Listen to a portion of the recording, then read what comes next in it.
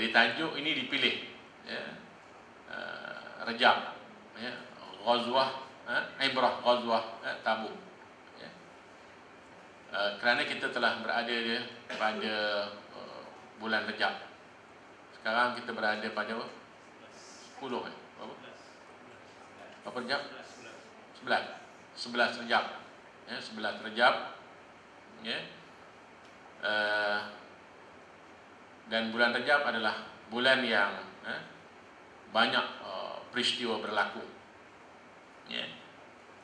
Ibrah merupakan satu pengajaran, ya, suatu lesson yang kita perolehi, ya, sempena dengan peristiwa besar, ya, yang berlaku pada bulan Rejab, berlaku pada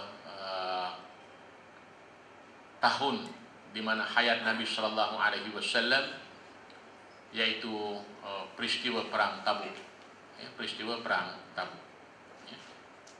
Maka tajuk pada malam ini pastinya mempunyai, ya, kaitan secara langsung, ya, dengan tarbiyah siasah.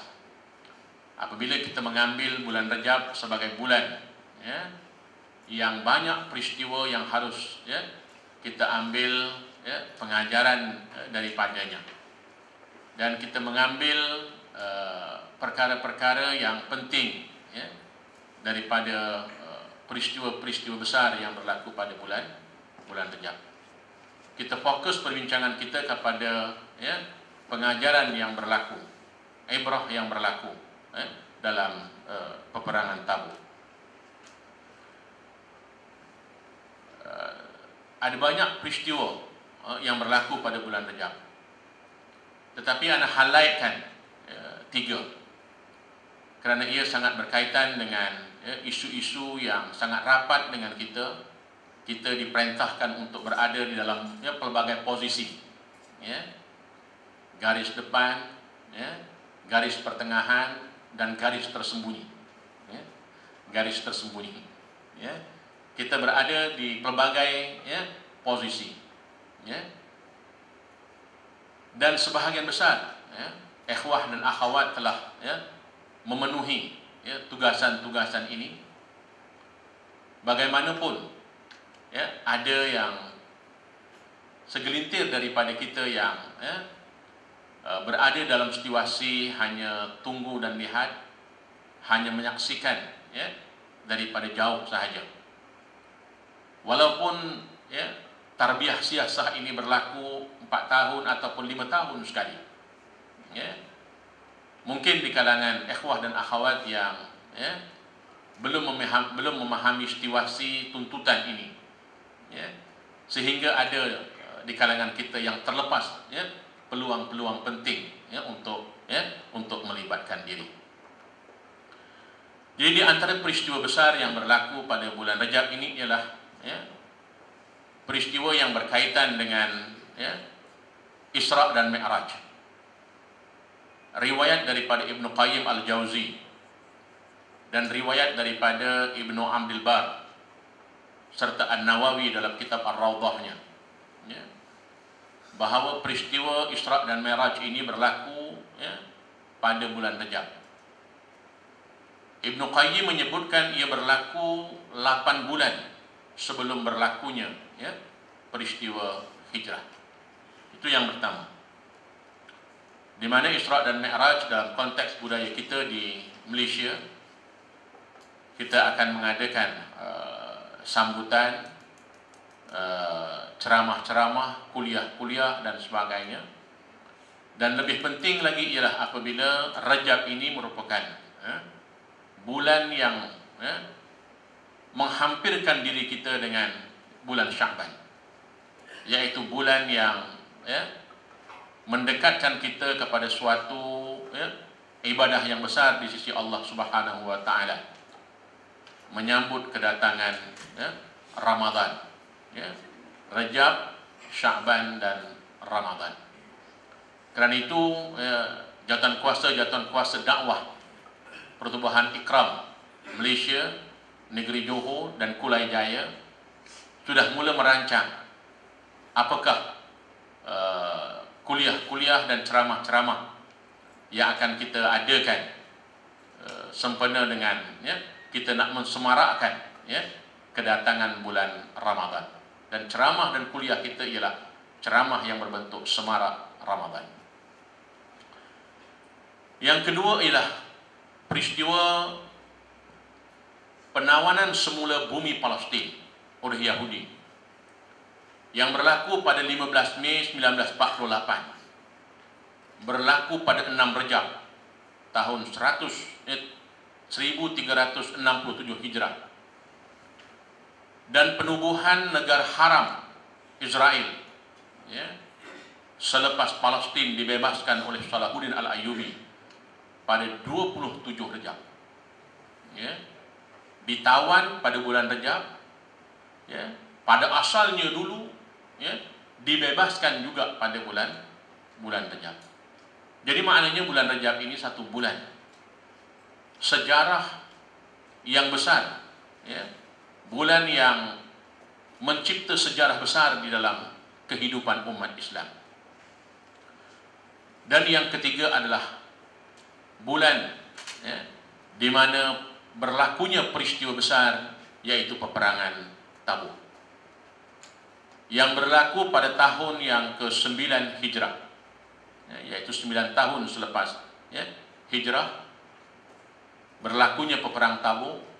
Dan inilah peperangan yang terakhir yang disertai oleh baginda Rasulullah SAW sebelum kewafatan baginda.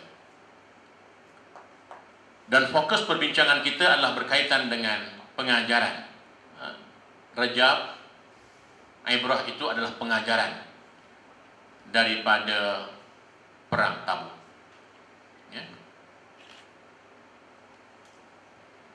Ada masanya saya menggunakan istilah ghazwah. Ghazwah itu pun perang. Orang Melayu kata juga perang. Ghazwah dalam bahasa Arab. Ada masanya dikatakan sebagai ghazwah Tabuk. Ada masanya dikatakan sebagai ghazwah usrah ain. Kalau alif sin ejaan sama tu. Ejaan dalam bumi sama. Usrah itu keluarga. Tetapi kalau ain dia merujuk kepada suatu kesukaran, suatu kepayahan,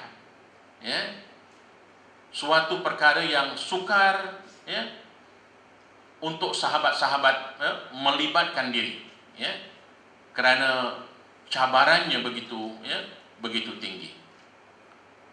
Tabuk adalah nama sebuah tempat yang terletak di antara Wadi Qura di bumi Hijaz dengan Syam. Bumi Hijaz ini merujuk kepada Saudi. Nama Saudi datang kemudian. Nama asalnya adalah Hijaz. Dan bumi Syam. Bumi Syam ini memang disebut di dalam hadis. Bumi Hijaz juga disebut di dalam hadis. Bumi Syam disebut di dalam hadis akan berlakunya fitnah akhir zaman. Dan peristiwa itu adalah peristiwa yang digambarkan sebagai peperangan yang berlaku di Syria. Bumi Syam itu adalah bumi yang disebut di antara dua negara,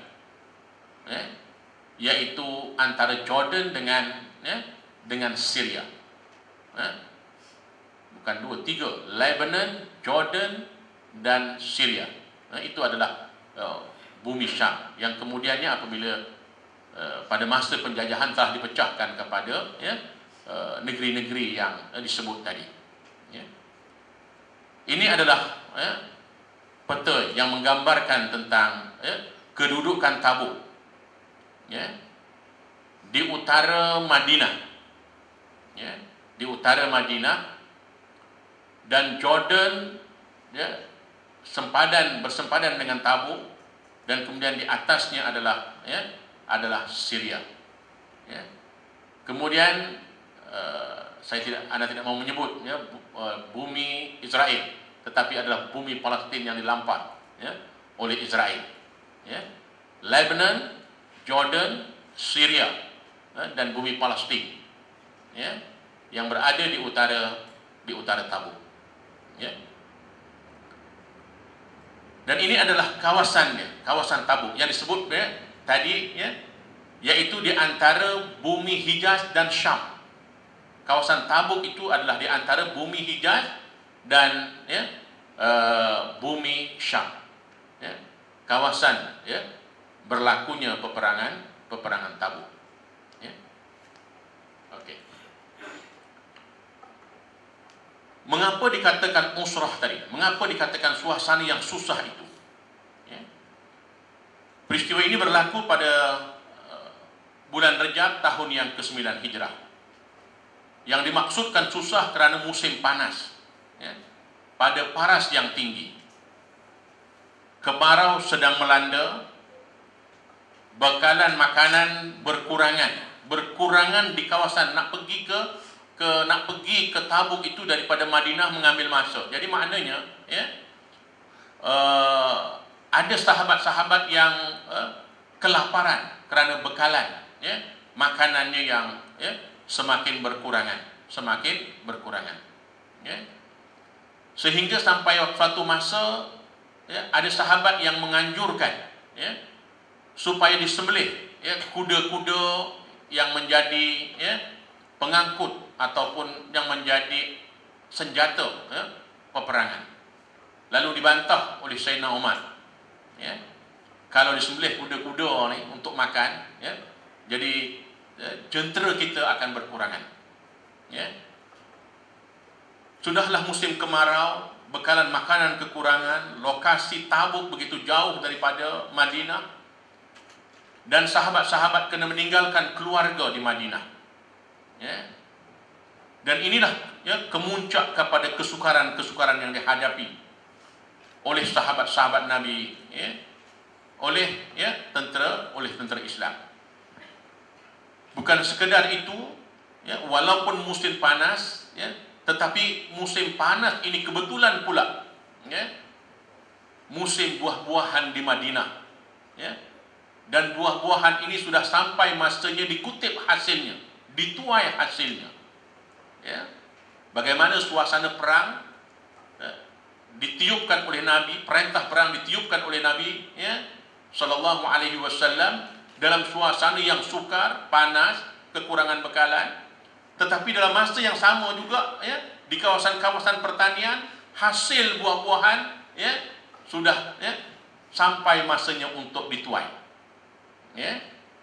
Dan ketika itulah Rasulullah mengajak sahabat-sahabat untuk meninggalkan perkara-perkara yang bersifat keduniaan untuk pergi menebus maruah besar, untuk mempertahankan seorang saudara muslim yang telah direbus, dibunuh, direbus pada air yang menggelegak, lantaran sahabat ini telah mengucapkan syahadat la ilaha illallah. Mengikut riwayat Ibnu Sa'ad dan lain-lainnya, bahawa telah sampai berita kepada kaum muslimin melalui orang-orang yang berulang-alik di antara Syam dan Madinah, bahawa orang-orang Rom telah berkumpul, kerajaan Rom, kerajaan Syam tu, kerajaan Jordan tu, kota Rom yang runtuh, yang kebetulan waktu anda pergi itu melihat satu kawasan yang cukup luas, kerajaan Rom yang telah runtuh dengan sebab gempa bumi, di mana orang-orang Rom telah berkumpul dengan bilangan yang ramai, bergabung sama dengan mereka orang-orang Arab Nasrani daripada kabilah Lugham, Judham, dan beberapa kabilah lagi yang bernaung di bawah kerajaan Rom. Dan mereka sudah sampai ke sempadan negeri Balqa, maknanya sudah hampir ke kawasan Hijaz, sudah hampir ke kawasan Hijaz. Maka baginda Rasulullah SAW telah menyeru umat Islam dan sahabat-sahabatnya untuk keluar berperang. Kerana satu hadis yang diriwayatkan oleh Tabrani Ya, hadis daripada Imran bin Husain bahawa tentera Rom telah mengumpulkan satu batalion, ya, yang besar. Satu batalion disebut. Satu batalion apa? Bukan batalion itu. Satu ketumbukan lah, tentera yang besar. Sekitar 40.000, ya, sekitar 40.000 tentera. Ya. Peperangan meletus apabila Rasulullah SAW menerima berita tentang pembunuhan Farwah binti Amru, ya, Al-Jazami, yang merupakan salah seorang ketua yang dilantik oleh Rom bagi kawasan, ya, Ma'an. Beliau telah dibunuh dengan direbus di kawah air panas apabila Rom mengetahui dia telah memeluk Islam. Ini wakil kerajaan Rom, utusan Rom, ya, untuk, ya, delegasi yang dihantar, ya, delegasi yang dihantar ke Hijaz, ya, tetapi delegasi ini telah, ya, memeluk Islam. Tapi dengan perasaan marah, ya, Rom telah mengambil tindakan, ya, menghukum bunuh, dan hukum bunuh yang dilakukan ialah dengan cara membunuh, direbus di kawah api, di kawah air yang panas, ya, direbus dalam, ya, kawah, ya. Dan ia apabila telah masuk Islam, maka ia dianggap sebagai wakil Nabi, wakil kerajaan Islam untuk memberitahu Raja Rom, ya, yang pada ketika itu dipimpin oleh, Raja Hercules, ya, untuk menyampaikan dakwah Islam, ya, ke sana, ya, yaitu ke Jordan ataupun ke kerajaan Rom. Maka surah At-Taubah menceritakan, mendokumenkan peristiwa ini, yaitu perintah berperang untuk membela seorang ya, seorang saudara baru, ya, yang telah mengisytiharkan keislamannya dan kemudian dibunuh, ya, oleh kerajaan Rom. Ya ayyuhalladzina amanu ma lakum idza qila lakum firu fi sabilillahi saqaltum ila al-ard araditum bil hayatid dunya minal akhirah fama mata'ul hayatid dunya fil akhirah illa qalil. Wahai orang-orang yang beriman, mengapa kamu apabila dikatakan kepada kamu pergilah beramai-ramai untuk berperang pada jalan Allah, kamu merasa keberatan dan suka tinggal menikmati kesenangan di tempat masing-masing? Adakah kamu lebih suka dengan kehidupan dunia daripada akhirat? Kesukaan kamu itu salah, kerana kesenangan hidup di dunia ini hanyalah sedikit berbanding dengan kesenangan hidup di akhirat kelak. Surah At-Taubah ayat 38 merupakan ayat, ya, ayat yang ke-38 merupakan ayat yang diturunkan oleh Allah Subhanahu wa taala kepada Rasulnya Muhammad sallallahu alaihi wasallam untuk dikhabarkan kepada umat Islam, Nabi dan sahabat-sahabat Nabi, untuk mereka bersiap siaga, menyiapkan diri menyertai medan perang Tabuk. Maka berlakulah pelbagai pengorbanan di kalangan para sahabat Nabi sallallahu alaihi wasallam. Para sahabat yang menyerut seruan Rasulullah, ya, dengan seruan yang seupaya mungkin.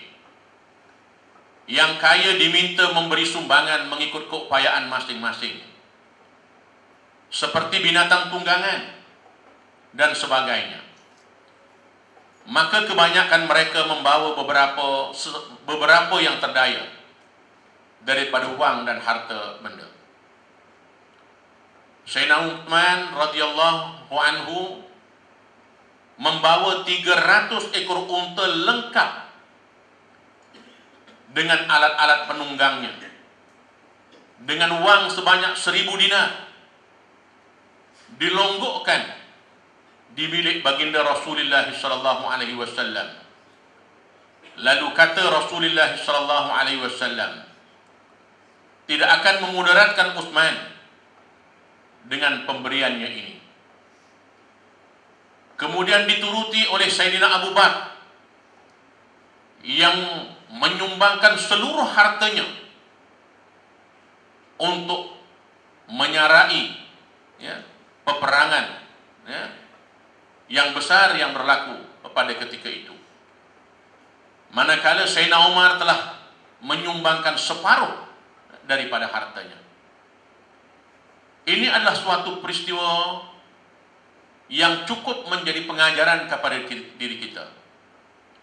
Apabila adanya suatu perintah daripada qiyadah, perintah daripada kepimpinan, qiyadah itu maknanya kepimpinan, maka siapa-siapa sahaja yang menggabungkan diri dengan jamaah ini, dengan pertubuhan ikram, di atas landasan dakwah, maka kita tidak ada pilihan lain. Pilihan kita adalah untuk mengambil bahagian, mengikut keupayaan yang ada pada diri kita, tanpa sebarang kekecualian. Sumbangan dalam bentuk tenaga, sumbangan dalam bentuk harta, sumbangan dalam bentuk yang seharusnya di antara kita ini tidak boleh melepaskan diri. Tidak ada mereka yang terkecuali dalam situasi yang sangat dituntut kepada kita untuk melakukan, untuk melibatkan diri. Kemudian datanglah juga beberapa sahabat yang tidak mempunyai binatang kenderaan, bertemu dengan baginda Rasulullah SAW sambil menangis. Mereka meminta Rasulullah memberikan binatang tunggangan yang mereka akan gunakan untuk keluar berjihad bersama dengan baginda. Maka kata Rasulullah, aku tidak ada sesuatu binatang tunggangan yang boleh membawa kamu. Lalu mereka beredar daripada situ dengan linangan air mata, sedih karena tidak ada sesuatu pun yang akan mereka gunakan untuk keluar berperang. Nak pergi, tapi tak boleh pergi sebab tak ada kenderaan. Dan inilah di antara kumpulan-kumpulan sahabat-sahabat Nabi, apabila berada dalam situasi-situasi genting, untuk bertolak ke medan Tabuk, kerana perjalanannya jauh, ia mesti ada kenderaan untuk membawa mereka. Maka akhirnya berangkatlah baginda Rasulullah SAW dengan jumlah tentera sekitar 30.000 menuju ke medan Tabuk.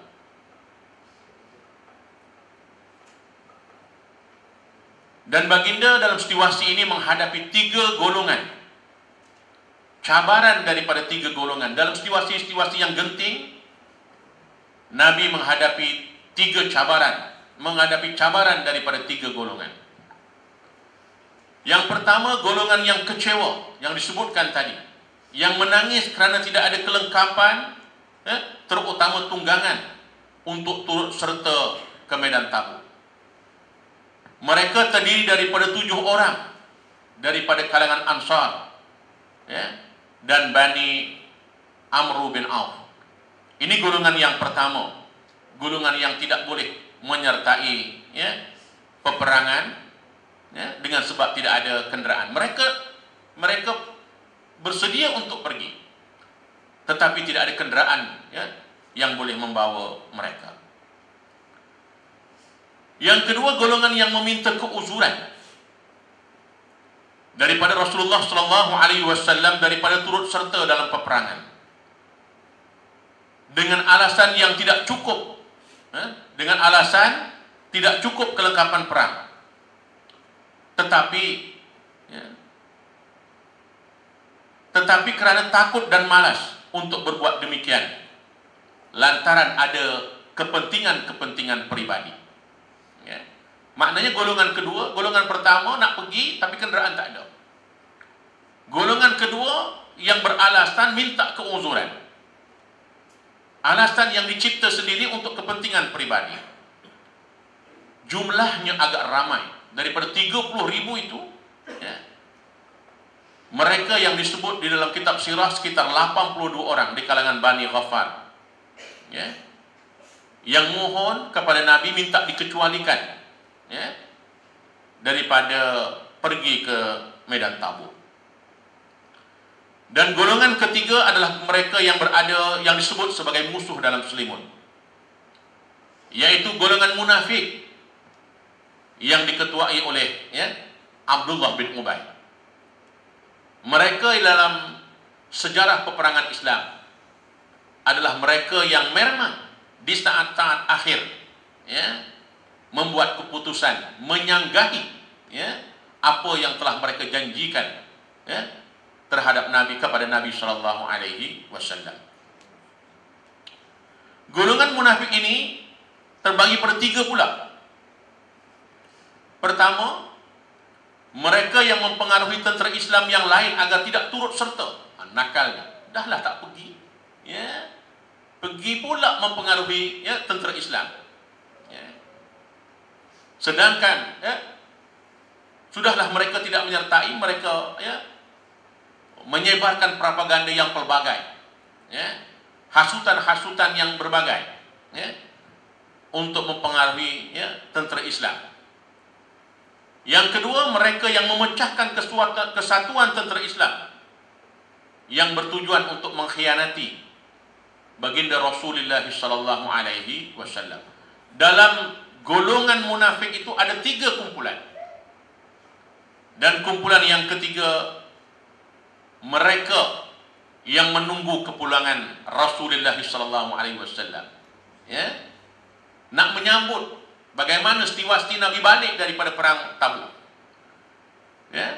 Konon-kononnya apa yang mereka buat itu adalah suatu yang menjaga imej Islam. Mereka tinggal tu, ya, ada kerja yang mereka buat, ya. Jadi kalau balik, ya, bolehlah Nabi rasmikan, potong, ya, ribbon merah, ya, untuk merasmikan masjid yang disebut sebagai Masjid Dirar. Masjid Dirar ini adalah, ya, masjid yang ada kemudaratan. Bila ia dibina, bukan untuk asasnya takwa, tetapi untuk, ya, membawa satu mesej lain, ya. Ada agenda lain, ada hidden agenda di sebalik pembinaan, ya, Masjid Dirar ini, ya. Yang tujuannya bukan untuk Islam, tetapi untuk bermegah-megah dan untuk memecah belahkan hati para muslimin, ya. Tak apalah kalau kita berfikir secara logik, bagus juga mereka tinggal boleh bina masjid, kan, ya. Sedangkan perintah asal, wahyu datang, perintah untuk berperang, tanggungjawab semua, ya, bagi mereka, ya, yang menghuni negara Madinah, ya, tanpa sebarang kekecualian, ya. Di akhirnya, ya, golongan ini mahu, ya, mengasingkan diri, dan konon-kononnya mereka membuat kebaikan dengan membina masjid. Bina masjid. Jadi kadang-kadang kita menjadi bengong setiwasti-setiwasti yang seperti ini, ya. Apabila datangnya satu benda-benda baru, ya, yang dicipta, yang direka, ya, yang kemudian diimejkan dengan imej-imej yang, ya, Islam, atas imej-imej Islam, tetapi untuk, ya, menjejaskan, mengganggu objektif utama, yaitu menyertai, ya, perang Tabuk, menyertai, ya, medan perang, ya, untuk melawan, ya, keangkuhan kerajaan, ya, kerajaan Rom. Yang paling penting ialah kedudukan umat Islam, ya, yang teraniaya, satu batang tubuh Islam yang dianiaya, diazab, diseksa sebegitu rupa apabila dia masuk Islam. Maka tugas Nabi adalah untuk membela kematiannya. Tugas negara Islam adalah untuk membela kematiannya. Kerana kematiannya adalah dengan penuh penyiksaan di luar nilai-nilai kemanusiaan, ya. Jadi masjid ini dibina oleh golongan munafik yang dikenali sebagai Masjid Dirar, yang tujuannya untuk bermegah-megah, memecah belahkan hati para muslimin, ya, dan ianya adalah asas yang membawa kepada kekufuran dan pengkhianatan kepada Islam. Sedangkan ati'ullah wa ati'ur rasul, kena clear yang tu, ya, mentaati Allah dan mentaati apa yang diperintahkan oleh baginda Rasulullah sallallahu alaihi wasallam. Walladzina ittakhadhu masjidan diraran, disebut tentang masjid dirar. Itu pun istilah yang dikekalkan di dalam mana-mana penulisan. Wa kufra wa tafriqan bainal mu'minin wa irsadan liman haraballaha wa rasulahu min qabl wa la yahlifunna in aradna illa al-husna wallahu yashhadu innahum lakadzibun. At-Taubah juga. Taubah ni memang ayat yang mencerca golongan musyrikin. Ayat yang surah yang mencerca mereka yang menyalahi fitrahnya sebagai manusia beriman kepada Allah Subhanahu wa taala. Mereka mengaku beriman tetapi caranya lain. Mereka mengaku mau membuat kebaikan, tetapi kebaikan-kebaikan yang dibuat itu bukan untuk Islam, untuk kepentingan-kepentingan tertentu. Kerana itu surah At-Taubah tidak dimulakan dengan basmalah, dimulakan dengan a'udzubillahi minasyaitonirrajim. Terus baca. Okey? Dan di antara orang-orang munafik juga ialah orang-orang yang membina masjid dengan tujuan membahayakan keselamatan orang-orang Islam. Bina masjid bukan untuk takwa tetapi untuk membahayakan dan menguatkan keingkaran mereka sendiri, serta memecah belahkan perpaduan orang yang beriman, dan juga untuk dijadikan tempat intipan bagi orang-orang yang telah memerangi Allah dan Rasulnya sebelum itu. Dan apabila tujuan mereka yang buruk itu ketara, mereka akan bersumpah dengan berkata, tidaklah yang kami kehendaki dengan mendirikan masjid ini melainkan untuk kebaikan semata-mata. Padahal Allah menyaksikan bahawa sesungguhnya mereka adalah berdusta. Inilah situasi yang berlaku dalam masyarakat Islam, yang harusnya kita tajam memahami situasi yang sebegini. Apakah Islam itu satu Islam yang benar ataupun Islam kosmetik? Islam yang berdasarkan kepada objektif untuk mencari redha Allah Subhanahu wa taala, ataupun Islam yang dibina berdasarkan kepada rekaan-rekaan manusia? Kita kena clear di situ, agar kita dapat menjadi insan, dapat menjadi dai, dapat menjadi ahli ikram yang bijaksana. Bukan sekadar bijak sini, sampai ke sana. Kalau bijak sini tak cukup, bijak sampai ke sana. Okey? Tabuk dan tindakan golongan munafik ini clear. Yang saya sebutkan tadi, perang Tabuk menyaksikan secara jelas helah golongan munafik yang merupakan musuh dalam selimut kepada umat Islam. Dan golongan ini ada di sepanjang zaman. Yang seharusnya seseorang Islam itu menjauhi sifat-sifat munafik. Antaranya ialah bila berjanji dia tidak tepati, bila bercakap dia dusta, kemudian bila diberikan amanah dia khianat. Setelah berakhirnya perang, Allah memerintahkan Rasulullah SAW untuk meruntuhkan masjid yang dibina oleh golongan munafik ini, yang dikenali sebagai Masjid Dirar. Hal ini kerana ianya dibina atas dasar untuk yang disebut tadi bermegah-megah, untuk memecahkan kesatuan umat Islam. Sedangkan sebenarnya mereka mengkhianati perintah untuk pergi bersama-sama tentera Islam bagi berada di garisan hadapan, yaitu di medan Tabuk. Sayakhlifuna billahi lakum idzan qalabtum ilaihim litu'ridu anhum fa'aridu anhum innahum rijs wa ma'wahum jahannam jazaa'an bima kanu yaksibun. Yahlifuna lakum litardau anhum fa in tardau anhum fa innallaha la yarda 'anil qaumil fasikin. Mereka akan bersumpah dengan nama Allah kepada kamu apabila kamu kembali kepada mereka daripada medan perang, supaya kamu berpaling daripada mereka, tidak menempelak mereka. Bila balik, tidak mencerca, tetapi bagus juga awak tinggal ni sebab bila mati. Harapannya begitu. Okey? Oleh itu berpalinglah dari mereka, kerana sesungguhnya mereka itu kotor, disebabkan mereka telah sebati dengan kufur. Dan tempat kembali mereka pula ialah neraka Jahannam, sebagai balasan bagi apa yang mereka telah usahakan. Mereka bersumpah kepada kamu supaya kamu redha akan mereka. Oleh itu jika kamu redha akan mereka, maka sesungguhnya Allah tidak redha akan kaum yang fasik. Maknanya mereka yang rosak imannya, rosak keislaman mereka. Dan ini peristiwa yang menarik untuk kita ambil pelajaran. Dalam peperangan Tabuk ini, ada satu sosok daripada kalangan sahabat Nabi, yang disebut sebagai kibar sahabat, tetapi telah melakukan kesilapan. Dan peristiwa ini berlaku, keadaan ini berlaku kepada seorang sahabat Nabi yang bernama Ka'ab bin Malik. Semasa baginda Rasulullah SAW dan berada di medan Tabuk, Ka'ab bin Malik tidak pernah ketinggalan dalam mana-mana peperangan kecuali peperangan Tabuk itu. Maknanya dalam siri-siri peperangan yang berlaku dalam Islam, sejak daripada Badar sampai ke akhirnya perang Tabuk, tidak ada yang Ka'ab bin Malik tercicir, kecuali peperangan Tabuk.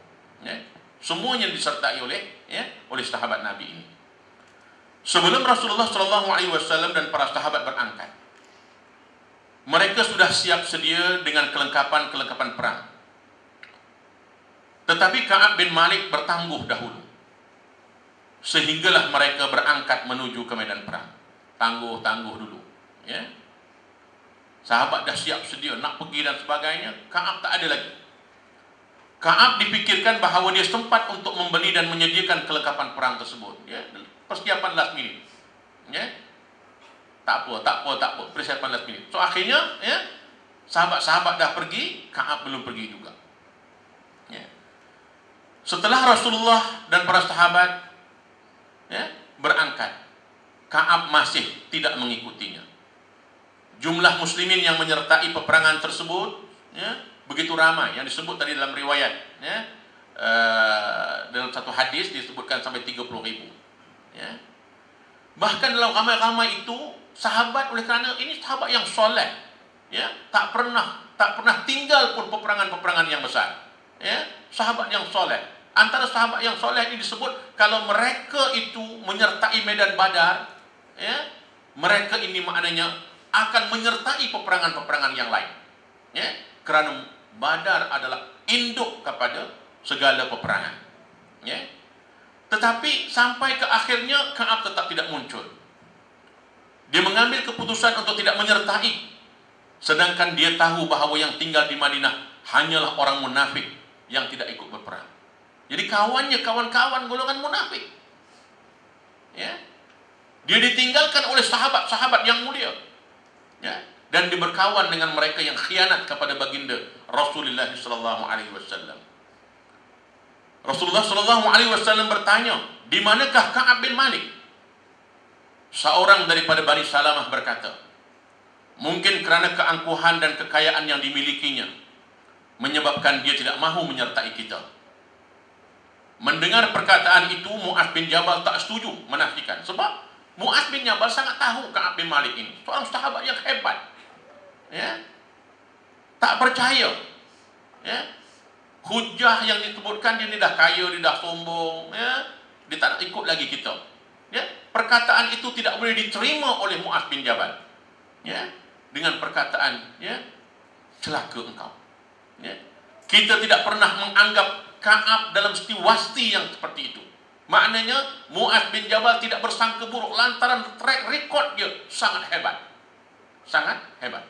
Kerana itu kalau ada orang yang mau menghinakan Ka'ab, Mu'adz bin Jabal ke depan untuk membela Ka'ab.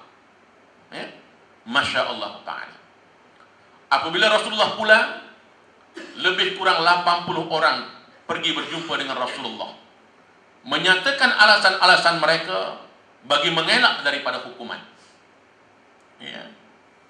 Dengan sikap mulia, Baginda sallallahu alaihi wasallam memaafkan mereka dan meminta mereka agar berdoa, agar Allah berdoa agar Allah mengampunkan mereka. Tetapi, ya, disebut di sini bahawa yang 80 orang, ya, semuanya bersusun-susun berjumpa dengan Nabi sallallahu alaihi wasallam minta maaf. Tetapi Ka'ab bin Malik dan 2 orang lagi, ya, Hilal bin Umayyah, ya, dan Murarah ibnu Ar-Rabi, tidak menyatakan alasan, dan dia tidak mengaku salah, tak jumpa pun dengan Nabi sallallahu alaihi wasallam. Pelik kan? Ya, inilah pengajaran-pengajaran penting. Dia seorang sahabat yang hebat, menyertai medan Badar, tak pernah, ya, terkecuali dalam peperangan-peperangan yang besar. Ya. Tetapi di penghujungnya, ya, tiba-tiba dia berada dalam situasi yang seperti ini. Sudahlah tak ikut serta, ya, kemudian, ya, mahu menyembunyikan dirinya. Sahabat-sahabat yang lain dijumpa Nabi minta maaf, ya. Ka'ab bin Malik tidak minta maaf, bertama dengan 3 sahabat. Berada dalam situasi ini, ya, maka Nabi sallallahu alaihi wasallam menyatakan kemarahannya. Ya. Tunggulah nanti keputusan Allah. Ini dengan sahabatnya. Tunggulah akan keputusan Allah. Ya. Rasulullah mengarahkan para sahabat dan semua penduduk Madinah agar memulaukan mereka bertiga selama 40 hari. Masya Allah Ta'ala, tuan-tuan. Ya, ini satu tarbiyah besar. Ya. Kalau tak ada sumbangan langsung, itu lain ceritanya. Sumbangannya cukup besar. Tetapi kerana, ya, mengkhianati bai'ahnya dengan Nabi sallallahu alaihi wasallam, bai'ah berdasarkan kepada wahyu yang Allah turunkan untuk mereka menggerakkan diri berada di medan Tabuk. Ya. Ka'ab bin Malik tidak ikut serta bersama dengan 3 sahabat. Bahkan bukan sekadar itu, bila Nabi balik itu pada bulan Ramadan, ya, sahabat-sahabat yang lain yang tak ikut serta, ya, minta maaf, tetapi Ka'ab bin Malik tidak mau minta maaf. Ya? Okey. Kehidupan mereka kini begitu sepi bila dipulaukan. Ya. Kehidupan 3 sahabat ini sangat sepi. Dunia telah menjadi sempit bagi mereka. Mereka berasa amat sedih dan menyesal. Tiap-tiap hari mereka menangis memohon ampun dan taubat. Ya. 40 hari sahabat tak cakap, Nabi tak nak cakap.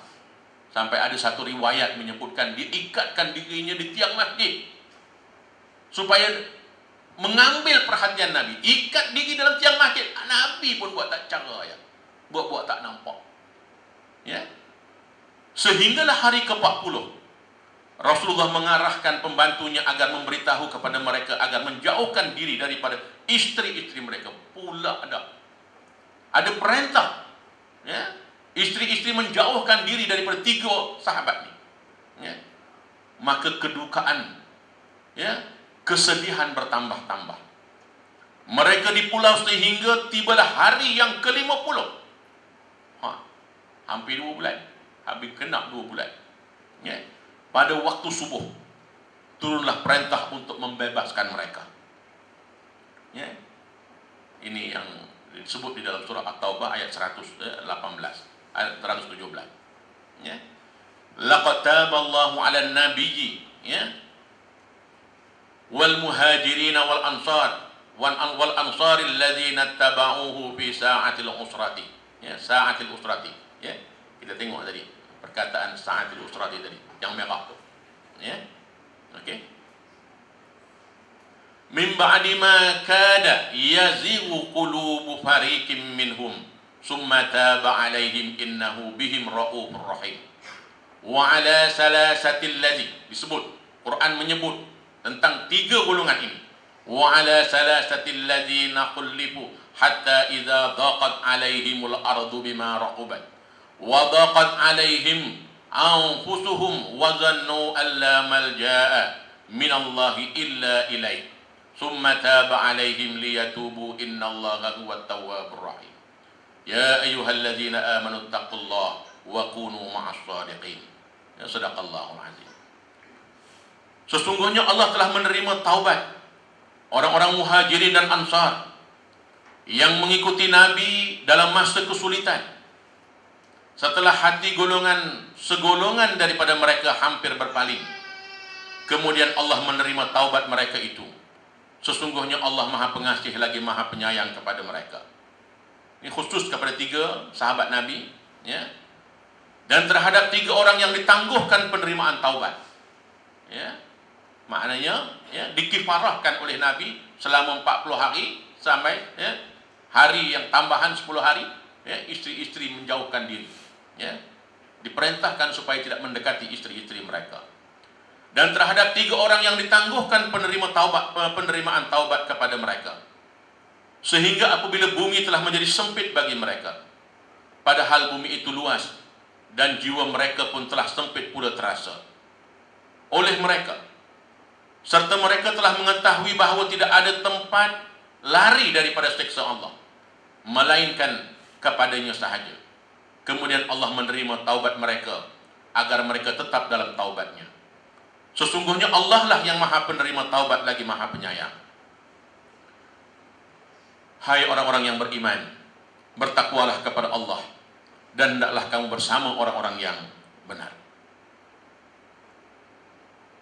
Jadi kita mengambil peristiwa itu adanya suatu ibrah, ya, adanya suatu pelajaran, ya, yang berkaitan dengan tarbiyah dan kedudukan iman dan kekukuhan iman mereka yang beriman kepada Allah Subhanahu wa taala. Ya, disebut Ghazwah Tabuk, durus tarbawiyah, muwaqif, ya, imaniyah. Ini ada dalam tulisan-tulisan, ya, bahkan dalam buku-buku yang ditulis oleh, ya, tokoh-tokoh sejarah, penulis-penulis, ya, yang mengkaji tentang, ya, perang Tabuk ini dari sudut tarbiyah dan iman. Mengapa Ka'ab dihukum? Walaupun ekspedisi Tabuk berakhir tanpa suatu pertempuran pun, dia berakhir tanpa pertempuran, ya. Maknanya tentera musuh mengundurkan diri, ya. Ini catatan yang telah dibuat oleh Rahib Al-Maktum, ya, seorang, ya, tokoh sejarah sirah yang menangi sayembara penulisan sirah yang dianjurkan oleh kerajaan Saudi, ya. Namun Ka'ab telah tetap juga dihukum, ya. Walaupun tak ada kematian, ya, tak berlaku peperangan, ya, tetapi di akhirnya Ka'ab tetap juga dihukum. Mungkin ada yang berpandangan kehadiran Ka'ab tidak memberi beza pun kerana tiada pertempuran berlaku. Jadi tidak perlulah dihukum sebegini. Ini dia. Ada orang-orang kalau berikan pandangan, bila Nabi memberikan suatu hukuman, ya, memberikan satu keputusan kepada Ka'ab, mungkin ada yang lain, ya. Ngapa nak hukum dia, kan? Kita pun tak ada perang, kita pun tak ada yang mati dan sebagainya. Okey. Dalam hal ini bukan perjalanan suatu peristiwa itu yang perlu dijadikan ukuran, tetapi isu tanggung jawab dan peranan yang digalas itu lebih bererti. Sama ada ini dilaksanakan ataupun tidak, macam mana perintah itu dilaksanakan, ya, atau tidak, ataupun diingkari, ya. Peranan mesti dilaksanakan dalam apa situasi sekalipun, dan tanggung jawab tetap kekal sehingga suatu misi itu tamat. Ini dia, ya. Jadi maknanya ia bukan natijah, tetapi ia adalah suatu proses, ya, di mana kita, ya, apa yang harus kita lakukan, apa yang harus kita pahami dan sebagainya. Bukan menjadi penonton. Kerana apa? Kerana kita berada dalam satu lingkungan yang sama, ya. Kita berada di dalam satu ikatan, yang sama. Kerana itu setiap diri kita harus memahami perintah-perintah, ya, harus memahami, ya, apa sahaja yang dikehendaki, yang diputuskan oleh qiyadah, ya, terhadap diri kita. Qiyadah ini maknanya kepimpinan, ya. Mungkin bahasa ni kadang-kadang mungkin tidak dipahami oleh setengah orang. Bila saya sebut qiyadah, maknanya kepimpinan, ketua kita, leader kita. Okey. Pertama, mengapa dia dihukum? kerana melanggar bai'ah untuk berjihad. Kesilapan Ka'ab adalah melanggar bai'ah berjihad.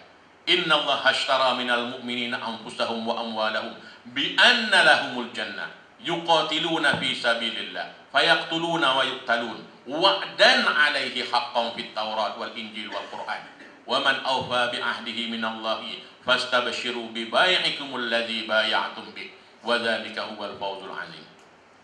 Sesungguhnya Allah telah membeli dari orang-orang yang beriman jiwa mereka dan harta benda mereka dengan balasan bahawa mereka akan beroleh syurga.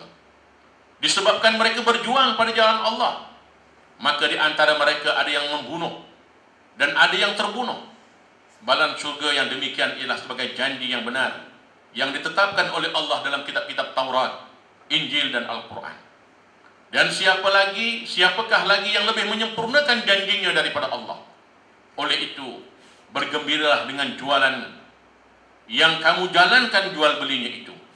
Dan ketahuilah bahawa jual beli yang seperti itu adalah kemenangan yang besar. Yang kedua, Ka'ab buta di hujung hayatnya. Wallahu a'lam.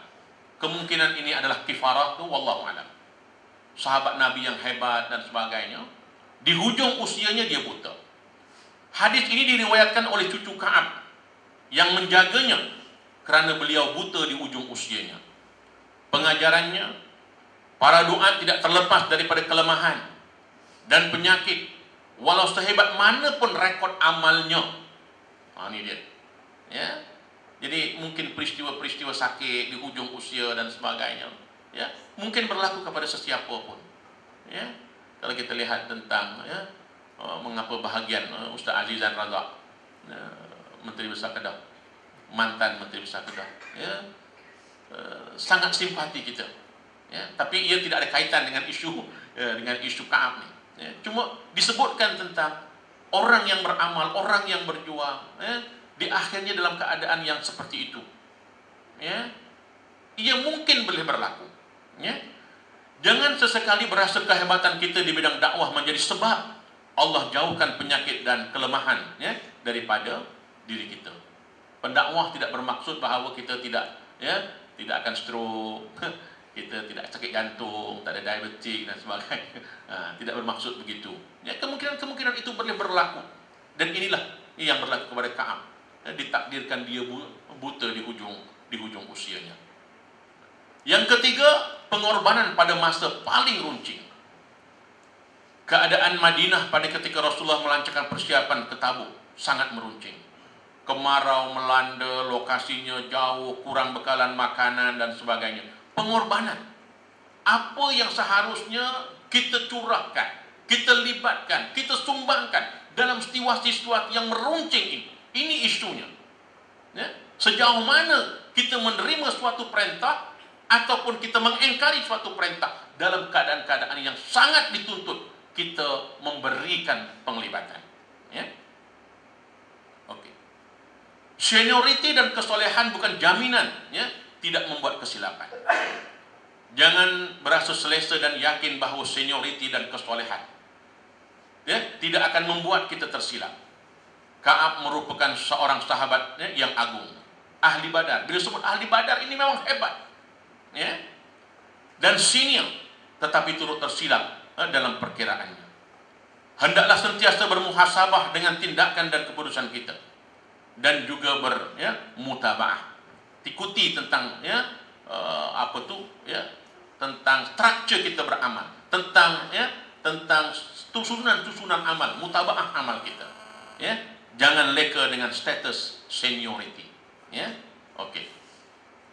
Yang kelima, antara bai'ah Aqabah dan bai'ah Badar. Ka'ab pernah memberitahu beliau lebih suka bai'ah Aqabah berbanding bai'ah Badar.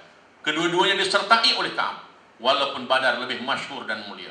Ini kerana bai'ah Aqabah adalah peristiwa perjanjian memberi bai'ah untuk mewakafkan seluruh hidup kepada Islam sebagai da'i dan jauh lebih besar artinya, manakala peperangan merupakan sebahagian daripada perjanjian itu. Ya, dia ada dalam dua-dua bai'ah tersebut. Bai'ah Badar dia ada, bai'ah Aqabah dia ada.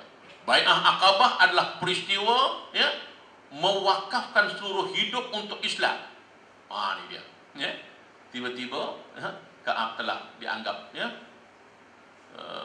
tercicir, gagal dalam situasi yang genting, situasi yang genting ini. Yang keenam, kepentingan persediaan secukupnya. Peristiwa Tabuk membuktikan persediaan yang cukup penting, terutama sesuatu kerja yang besar, untuk bagi sesuatu kerja yang besar. Ia dapat dilihat apabila Rasul buat pertama kalinya mengumumkan destinasi peperangan. Terus sebut tempat kita nak perang Tabuk. Walhal dalam kempen sebelum ni, baginda merahsiakan di mana kita nak menghadapi musuh. Ini terus disebut. Kita akan menuju ke Tabuk. Dan Rasul juga memberi tempoh yang agak lama untuk setiap mukmin membuat siap siaga. Ini kerana Tabuk sangat jauh dan musuh kali ini adalah tentera Rom, satu empire besar yang memang sangat digeruni. Satu tentera, satu kerajaan yang besar. Okey. Yang keenam, bertangguh itu bahaya. Jangan amalkan I can if want to do it now. Kerana itu adalah antara elemen utama kesilapan Ka'ab. Ka'ab seorang yang berkemampuan, boleh sebenarnya dia, tetapi sentiasa bertangguh untuk bersiap sehingga semuanya sudah terlambat. So akhirnya dia tertinggal kereta api. Dia tertinggal suatu taifah yang besar yang bersama-sama dengan Nabi SAW. Usahakan untuk terus lakukan perkara yang mampu dilakukan, terutama dalam bidang dakwah, berjumpa mad'u, menyiapkan bahan, merencana program dan sebagainya. Haruslah dilakukan tanpa ada perasaan tangguh-tangguh lagi. Yang ke-8, perselisihan pendapat dibolehkan. Cerita berkaitan dengan ada kaum daripada Bani Salamah yang sangat tidak setuju apa dengan Ka'ab tadi. Dia kata dia dah kaya, dia dah sombong dan sebagainya. Mu'az bin Jabal tak setuju. Ka'ab ni orang baik. Ka'ab ni orang baik. Track record dia bagus dan sebagainya. Di situ adanya fake ijtihad. Bahawa adanya perselisihan pendapat boleh dibenarkan, tetapi perselisihan pendapat tidak boleh membawa kepada dia mengasingkan diri. Jadi sahabat-sahabat yang setuju dengan tak setuju tadi semua ikut perang. Bukan dengan yang tak setuju pergi keluar, tidak. Okey. Yang ke-9, berwaspada dengan kecenderungan memberi alasan. Ini dia. Alasan-alasan. Allah telah membuka pekung para munafikin yang memberi alasan tidak menyertai Tabuk melalui ayat Al-Quran. Walaupun mereka sangka telah terlepas daripada apabila Rasul terima alasan-alasan itu. Para duat hendaklah mempunyai azam yang kuat dan kukuh, bertahan walaupun membuat silap.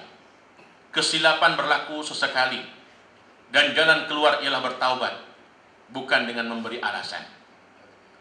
Ka'ab memilih jalan bertaubat, walaupun beliau berkata, akulah orang yang paling pandai memberi alasan jika aku mahu ketika peristiwa itu. Ada riwayat yang menyebutkan antara yang melambatkan kerja-kerja apa ni yang dilakukan penglibatan Ka'ab ini kerana dia leka menguruskan hasil pertanian dia, hasil ladang yang sudah mengeluarkan hasil tadi, mengeluarkan buah-buahan yang masak ranum dan sebagainya. Okey. Yang ke-10, kepentingan berkata benar. Ditekankan juga tentang kepentingan berkata benar apabila diri sendiri, kepada diri sendiri dan kepada pemimpin. Jawab Rasul setelah Ka'ab mengaku kesilapannya tanpa cuba memberi alasan. Inilah dia orang yang jujur. Secara tidak langsung, Rasul menemplak para munafikin yang cuba memperbodohkan Rasul dengan alasan mereka.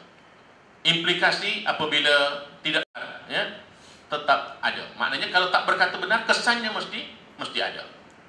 Maknanya dalam semua situasi, pentingnya seorang Muslim mengatakan sesuatu yang benar. Yang ke-11, pendirian kepimpinan terhadap kesalahan besar. Pengajaran melalui hukuman. Walaupun yang melakukan kesalahan itu berkata benar. Bila dia benar, cakap ada alasan dan sebagainya, tetapi dia tidak boleh mengelakkan daripada hukuman. Ka'ab tetap menerima hukumannya walaupun berkata benar, dan beliau tidak memberontak kerana itu. Ini dia. Dia tak protes. Ya? Dia tidak keluar daripada jamaah, tetap juga berada dalam situasi hidup berjamaah. Ya? Dia reda menerima hukuman tersebut, tidak protes. Ya? Okey. Yang ke-12, berhati-hati memberi nasihat. Ya? Berhati-hati ya, dengan pengaruh emosi dan sentimen ketika memberi nasihat. Dalam kisah ini, ya, kaum Ka'ab, yaitu Bani Salamah. Ya? Maknanya Ka'ab ni daripada Bani Salamah lah, sebab dia orang kampung dia. Ya? Menasihati ya, Ka'ab agar turut memberi alasan untuk melepaskan diri sendiri, walaupun mereka itu bersifat ikhlas dan merupakan sebahagian daripada pasukan jihad Islam yang pulang daripada Tabuk. Mereka menasihati Ka'ab supaya memberi alasan dan membaiki kesilapan itu pada masa hadapan. Jadi maknanya nak nasihati seseorang ada kena hati-hati. Ya, jangan menasihati satu benda yang salah. Okey. Yang ke-13, ya, pertimbangan emosi dalam menerima hukuman. Ya. Hendaklah cuba sedayanya untuk menerima hukuman dan ujian Allah dengan reda dan jauhi pengaruh emosi yang berlebihan. Kerana selalunya pertimbangan kita cenderung untuk salah ketika dikuasai oleh perasaan. Dan jangan terlalu tenggelam dengan perasaan sedih dalam tempoh itu. Ka'ab contoh keteguhan pribadi ketika menjalani hukuman. Walaupun cobaannya begitu berat, seperti tidak dijawab salamnya. Disalam, sahabat-sahabat tak jawab. Nabi tak nak tengok, tak nak bual pun oleh para mukminin, termasuk para sahabat yang rapat dengannya. Okey. Konspirasi musuh sentiasa berjalan. Ini dia. Ka'ab menerima surat jemputan khas daripada Raja Ghassan. Ini ada peristiwa-peristiwa yang penting ni. Mereka yang gugur daripada jamaah. Ini juga pernah berlaku kepada sahabat Nabi yang bernama Ka'ab bin Malik ini. Konspirasi musuh Islam sentiasa berjalan. Ka'ab menerima surat jemputan khas daripada Raja Ghassan, kerajaan kafir yang kuat di semenanjung Arab, untuk menyertai mereka dan dijanjikan pelbagai habuan. Pihak musuh Islam cuba memecahkan saf muslimin dengan menghasut mereka dalam keadaan tersepit, seperti Ka'ab, supaya membelut. Itu clear. Dan kita sebagai orang yang terlibat dengan kerja-kerja dakwah, inilah dia sirah yang sentiasa hidup untuk memberikan ibrah dan pengajaran kepada diri kita. Mereka yang lemah iman atau gopoh sudah tentu mudah terpengaruh. Contohnya seperti setengah golongan di Palestin. Ada golongan-golongan ini juga di Palestin, yang terpedaya dengan habuan segera. Mengapa mereka menjadi penghasut? Mengapa mereka menjadi mata-mata gelap kepada Israel, menjadi informer kepada Israel? Ada di bumi Palestin. Ka'ab sebaliknya memandang pelawak itu sebagai ujian yang istimewa daripada Allah, khas untuknya. Tahniah untuk Ka'ab bin Malik. Walaupun kita lihat tadi ada situasi yang sangat mendukacitakan, tapi bila dibaca keteguhan iman seorang sahabat, ujian yang dihadapi dengan